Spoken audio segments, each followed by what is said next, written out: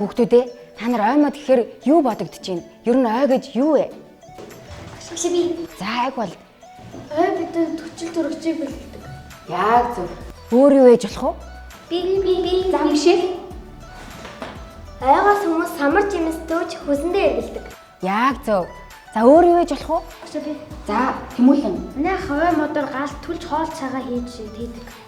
За өөр юу ээж болох вэ? За Маргал. Буг баава. Хэрэм зурам тэгээд дэвч мэсэн зөндөө амьддаг. Яг зөв. Ой гэдэг маань маш олон зүйлийг өөртөө агуулсан нэг тийм гоё цогц ертөнц гэж та нарын тодорхойлсноор хэлж болох юм шүү дээ, тийм үү?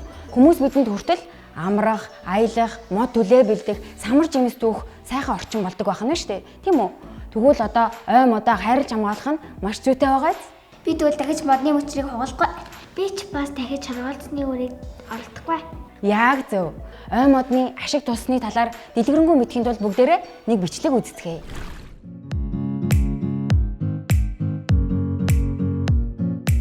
Дэлхийн хуурай газрын 31%-ийг ой эзэлдэг бөгөөд энэ нь 4 тэрбум гаруйхан газрыг хамардаг байна. Тодорхой хэлбэл ой мод дэлхийн хуурай газрын бүх амьтан ургамлын 80% амьдрах орчин нь болдог байна. Маш олон төрлийн зүйлийн ой байдгаас тайгын шилмүүс дойн хүйтэн сэрүүн бүс нутгуудаар тодруулбал Орос, Канада зэрэг улсуудад мөн Монгол оронд ургадаг. Дэлхий дээр 100 мянган зүйлийн мод цөг ургадаг бол харин Монгол оронд 140 гаруй зүйлийн мод цөг ургадаг байна.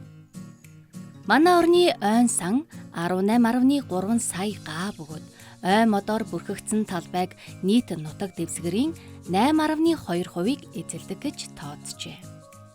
Харамсалтай нь Монгол оронд сүүлийн хэдэн 10 жилд дунджаар жилд 100-аас 200 мянган га ой хомсдол доройтолд орж байгаа судалгаа байгаа. Ойн хомсдлын 90% нь хүний буруутай үйл ажиллагаанаас үүдэлтэй байдаг. Багш бид ойгоо хамгаалахын тулд маш их мод тарих хэрэгтэй юм шүү. Бас дахиж нэг ч мод огтлохгүй байж болдоггүй юм уу? Ер нь бол зөв. Тэгвэл заримдаа модыг бас огтолж болно. Жишээлх юм бол та нар ойд орохоор өгшөрсөн, өвчлсөн мод байдаг харж ирсэн үү? Тэр модыг заримдаа огтолж ашиглаад оронд нь залуу мод тарьснаар ой маань эрүүл чирэг болдог байж байгаа. Тэгэхээр энэ талаар илүү сайн ойлголт өгөөд багш нь танарт нэг сюрприз бэлдсэн байж байгаа. Ой мод руу явцгаанаа. Явцгаая.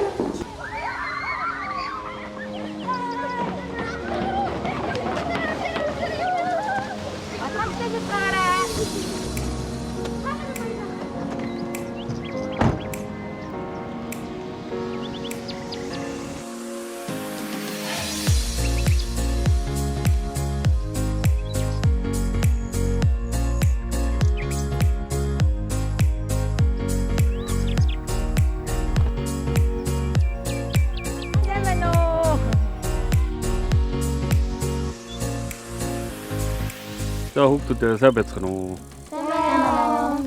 За ингээд өнөөдөр тав охин манай ахтайч хөгсрүүд агроксологийн сургуулийн харьяа мод үржүүлгийн газар тав охин үргэлжлэн ирсэн байна хүүхдүүд. Багшаа хизээ мод тарих вэ? Модыг тарихтаа газар гэсэн зас хайлдаг штэ. Тэр үед тэгээд намар нөө навч ундаг штэ. Ингээд модны навч унаад ингээд шарлаад ирдэг штэ.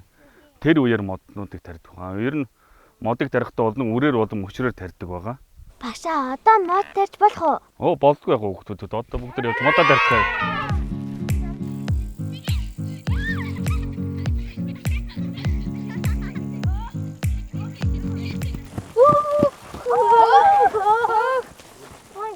За энэ нөгөө түрүүний ярьсан хүүхдүүдээ нөгөө бортохтой мод маань байгаа. Энэ бол одоо үндэс их бие, иш мөчр, тэгээ шилмүс навч гэдэг байдаг байхгүй. Энэ модод бүгдээрээ ижил настай юу? Тэгээ энэ 2-оос 3 настай моднууд байгаа. Яагаад бид нар бүгдээрээ том жижиг байгаа даа? Одоо та нар ингээд жижиг том байгаа тал ядгаа байхгүй ингээд. Энд чинь бас амьд байхгүй амьд. За тэгвэл харж байгаад өөртөө хамгийн их таалагдсан. Сайд өөрсдөө сонгочоорой. Би энэ өргөн мод байна.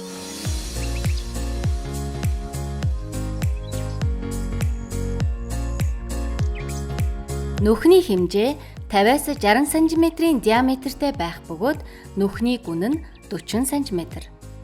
Суулгацаа нүхнийхээ яг голд байрлуулан шороогоор жигэд хучна. Хамгийн гол нь суулгацаа эгц тэгшхэн суулгана гэдгийг Анхаараарай хүүхдүүдээ.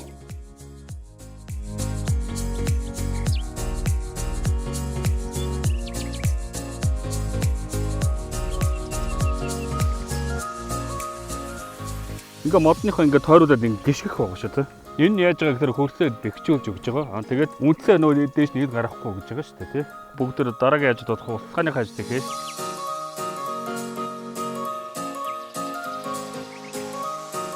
За хүүхдүүдээ мод тарьж сурсан уу? Сурсан. Одоо гэртээ хараад аав ээжтэйгээ найз нөхдөйгөө мод тарьж чадна үсттэй. Чадна. Багшаа, саяны бидний тарьсан мод үрээр ургасан юм уу эсвэл мөчрөөр ургасан юм уу? Хөдөлмжид үрээр тарьж ургуулсан шинсний тарьц байгаа. Ер нь л яаж ургаж бидний мод хизээ цамлах вэ? Би чамд уур гоёор тайлбарлаж өгье.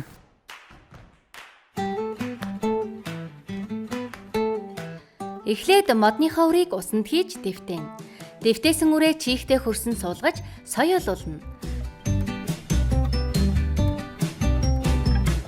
Дараа нь тогтмол усалж, бордож, хөл газрын ургамлыг цэвэрлэж, маш сайн арчилж тордох хэрэгтэй. Ингэж чадвал бие дааж амьдрах чадвартай болоод дараа нь ийм сайхан том мод болдог байна. Ийм жижигхэн уур хэрхэн том мод болон ургадгийг илүү ойлгомжтой харуулахын тулд одоо нэг бичлэг үздэцгээе.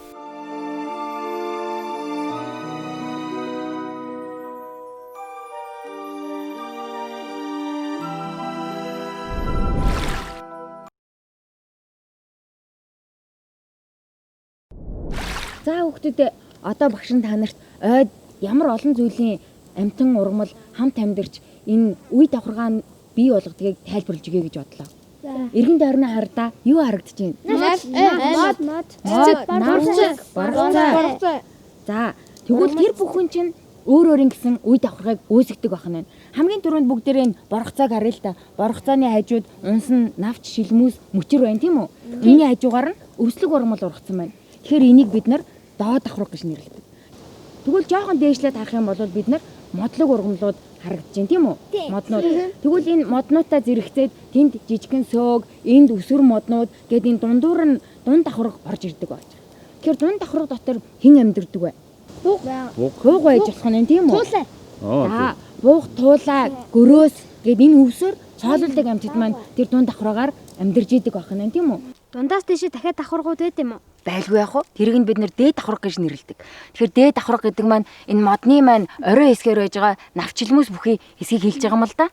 Харин энд сууж агаад энэ бүхнийг сайн тайлбарлах боломжгүй учраас би одоо хүүхдүүд та бүхэн зориулаад илүү дэлгэрэнгээр танилцуулъя.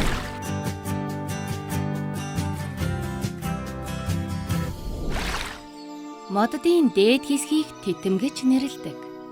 Олон моддын титмүүд нийлж ойн дээд давхаргуудыг бүрдүүлдэг. Энэхүү давхаргын навч шилмүүс нь ойн дунд болон доод давхаргуудыг хурц нарнаас сүйдэрлэх, хүчтэй салхинаас нөмөрлөх, цочирхүүтнээс хамгаалах зэрэг онцгой үүрэгтэй. Энд шувууд, хэрэм, шавжгээд бүхий л төрлийн амьтад байдаг. Халуун орны тропикийн ширэнгэн ойд бол ийм дээд давхаргад нь биологийн төрөл зүйлээр нэм баялаг байдаг нь бусдаас онцгой. Модод багада 5-аас доошгүй метр өндөр ургаснаар тухайн ойн нэг хэсэг болдог байна. Энэ үед титмийн хэмжээ нь ойн бүрхэвчийн 10-аас багагүй хувийг эзэлдэг. Дээд давхаргыг дотор нь бас ангилж болдог. Нас гүйцсэн үедээ илт өндөр болдог нарс мэтийн модод бүхий хэсгийг 1-р давхарга, харин арай намхан ургадаг хус мэтийн навчид модод бүхий хэсгийг 2-р давхарга гэх мэтээр ангилж болно. Энэ нь ойн ихэнх моддын дээд давхаргаас дээш урган гарсан маш том өндөр моддын орой хэсэг бүхий давхарга юм. Шинээр үүссэн дээд давхарга нь ихэвчлэн олон төрлийн шувуу болон шавжны амьдрах орон гэр нь болдог байна. Багшаа гүзээлцгэн доод давхартай хамаардаг юмс мөн үү? Яг мөн тэр чинь өвслөг ургамалтай хамт ургадаг учраас доод давхаргынхаа жимсний байдаг байна. Би ч доод давхархын жимс. Ямар жимс вэ? Хайс. Яг зөв. Багшаа, энэ ургамал мод ургахад хамгийн хэрэгтэй зүйл юу вэ? Хамгийн хэрэгтэй зүйл үү? Нарны гэрэл байж. Тэгэхээр энэ нарны гэрлийг шингээгээд ургасан өвслөг ургамлыг маань амьтад идэж болох нь байна, шавж идэж болох нь байна, тийм үү? Тэгээд тэрүүгээр нь бас өөр бусад амьтад хооллож болдог байна. Тэгэхээр энэ бүхнийг нь бид нэр ойн хоол тэжээлийн гинжин хэлхээ гэж нэрлэдэг. Тэр хоол тэжээлийн гинжин хэлхээ гэдэг маань ерөөсөө хоорондоо тасралтгүй холбогдсон энэ ой дотор байж байгаа амьтан ургамлын хоорондын холбоог нь харуулдаг байна шүү дээ. Тэгвэл одоо бүгдээрээ ойд байдаг амьтан ургамлууд хоорондоо ямар холбоотой байдаг юм бэ гэдгийг энэ гинжин хэлхээг харуулах нэг тоглоомор тоглоё тэхүү. Тэгээ. За тэгээ.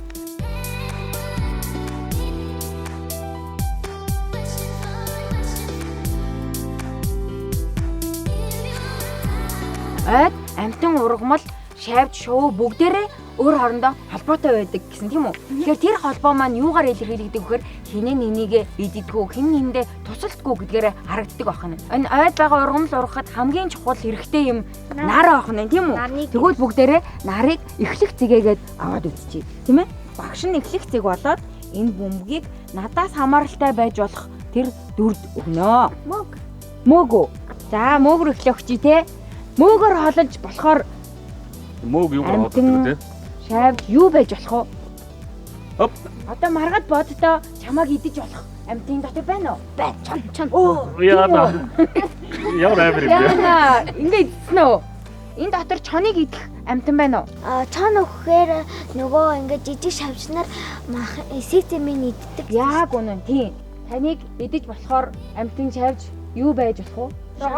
Шоргоолж. За яг боддоо чин шоргоолжоор хоолож болох амьтан дотор юу байна? Шүү. Одоо чамаар хоолж болох амьтан байна уу энэ дотор? Байхгүй байна уу? Энэ гинжин хэлхээ маань ямар ч байсан яг ийм байдлаар бид нарыг холбоод зогслоо гэж бид нар энэ удаадаа үзэж болох нь тийм үү? Дэлхий дээр амьдардаг бүхий л амьд организмууд амьдрахын тулд хоол хүнс иддэг. Чи ч бас эдгээр амьд организмын нэг. Нисдэг, нисдэггүй, том жижиг гээд чигийн улаан хорхойноос эхлээд аврах том баавгайч гэсэн хоол иддэг. Харин альва бүлгэмдэлд багтдаг нэг амьтан нөгөө амьтныхаа хоол тэжээлийн их үүсвэр нь болдгийм. Өөрөөр хэлбэл бүгд хоол тэжээлийн хэлхээнд хамаарч амьдардаг гэсэн үг. Эдэж тэжээлийн хэлхээ бол маш энгийн, хоорондоо холбоотой гинжин сүлжээ юм. Энэ мэтээр экосистем дэх эдэж тэжээлийн гинжин хэлхээ тасралтгүй үргэлжилдэг. Хэрвээ энэ хэлхээ тасарвал байгалийн тэнцвэрт байдал алдагддаг гэсэн үг. Ойлгомжтой юу? Таалагдсан уу тоглоом нь? За өнөөдрийн хөгжлөө тоглоомоо бүгдээрээ ингээд дуусгая. Та бүхэн сонирхолтой байсан байх гэж бодож байна. Харин цаг зав гарган бид нартай ирж энэ олон сайхан зүйлийг тайлбарлаж өгсөн Батар жахта баярлалаа гэж хэлээ тхөө. Баярлалаа. Үргэлжлүүлсэн та бүхэнд ч гэсэн баярлалаа.